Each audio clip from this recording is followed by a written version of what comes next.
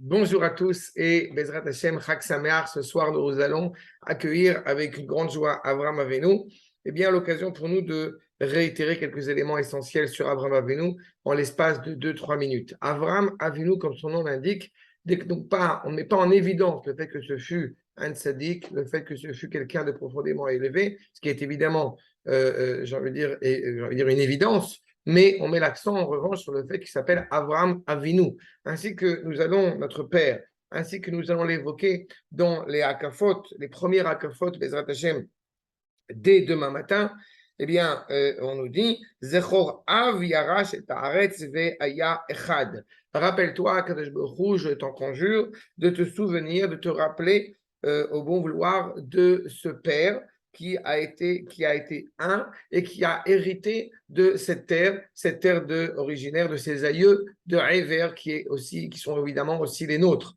Eh bien, quand on met l'accent sur le fait qu'Abraham soit d'abord et avant tout notre patriarche, on met en évidence le fait que nous ayons un lien intrinsèque avec lui, le père de la nation, Asecha Goy Gadol.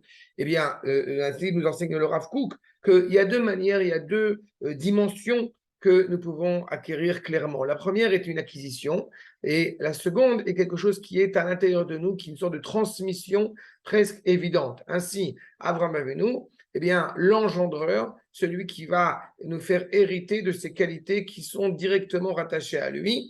Ainsi nous enseigne le Rav Kook, Benefesh Adam Yeshnan Amitiot, Kele Shen Niknot Lo Davka Alide Limud Veiyun. Cette idée que nous pouvons acquérir certaines choses uniquement par l'étude, par l'approfondissement, mais il y a aussi d'autres vérités, j'ai envie de dire d'autres réalités essentielles, qui sont inscrites au plus profond de notre dignité humaine, qui sont bien au-delà de tout enseignement qu'on pourrait transmettre. Eh bien, je pense que c'est cela qu'il faut retenir d'abord et avant tout d'Avraham Avinu. Ce n'est pas le père du monothéisme, comme certains ont l'habitude de l'évoquer avec erreur, mais au contraire, c'est celui qui vient révéler au monde cette idée que, il y a une réalité unique, une entre elles, qu'elle soit spirituelle ou matérielle, qu'elle soit céleste ou terrestre, comme nous nous rappelons évidemment de ce verset Ve'ele Todot Hashamaretz Be'ibaram, pour Avraham, et avec ce monde-ci a été créé avec la volonté d'Akadosh Baruch Hu, pour Avraham, pour réaliser cette unité.